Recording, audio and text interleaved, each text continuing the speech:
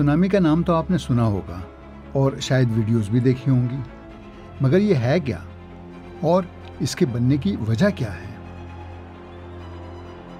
लफ्ज़ सुनामी जापानी अल्फाज सू यानी बंदरगाह और नामी यानी लहर से मिलकर बना है। सुनने में तो ये बेज़रर सा लफ्ज़ है, मगर पैसिफिक ओशन के अतराफ रहने वालों के लिए तबाही का पैगाम है।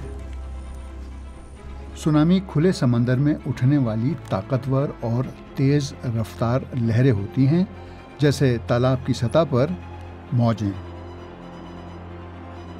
ये लहरें गहरे समंदर के नीचे ज़मीन की बैरूनी परत या क्रस्ट में ज़लज़ला, ज़ेरे आब लैंडस्लाइड और आतिशफ़शां फटने से पैदा होती हैं। हरिकेन और टाइफून भी इसका सबब हो सकते हैं। गहरे समंदर में इन लहरों की ऊंचाई कम और रफ्तार हवाई जहाज़ जैसी हो सकती है, लेकिन साहिल के करीब कम गहराई में रफ्तार कम मगर ऊंचाई अचानक 2 से 3 मीटर या उससे भी ज़्यादा हो जाती है। ऊंचाई का इन्हिसार साहिल की बनावट पर भी होता है। जापान में 1933 में आने वाली सैनरिको सुनामी की लहरें 24 मीटर ऊंची थीं। 65% सुनामी पैसिफिक ओशन या बहरुल काहिल में पैदा होती हैं। यहाँ आने वाली सुनामी की जद में जापान, अलास्का, कनाडा, अमेरिका का मगरबी साहिल, चिली और पेरू वगैरह आ सकते हैं। अगरचे सुनामी पैसिफिक ओशन में ज़्यादा आम हैं, लेकिन ये कहीं भी आ सकती हैं। सुनामी का शुमार कुदरत की सबसे ज़्यादा तबाहकुन ताकतों में होता है, जो अपनी राह में आने वाली हर चीज़ को नेस्तो नाबूद कर सकती है। कम ताकतवर सुनामी को भी ख़तरे से खाली नहीं समझना चाहिए।